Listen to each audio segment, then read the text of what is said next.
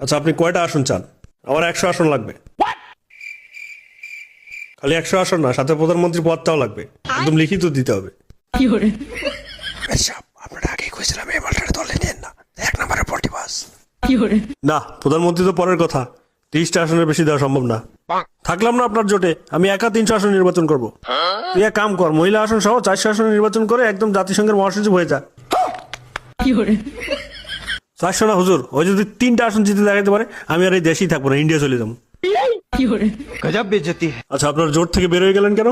জামাতে ইসলাম শরীয়ত বিরোধী দল, এরা ইসলাম থেকে বিচ্ছিন্ন, এরা সব কাফের। এদের সাথে যারা জোট করবে তারাও কাফের। চুপ কর ভণ্ড কোথাকার। যুগে যুগে আলেম ওলামারা যতবার একত্রিত হওয়ার চেষ্টা করেছে, ততবার তোরা পিছন থেকে ছুরি মেরেছিস। এখন আসন না পেয়ে কাফের আর শরীয়ত বিরোধী ফতোয়া দেওয়া শুরু করেছিস।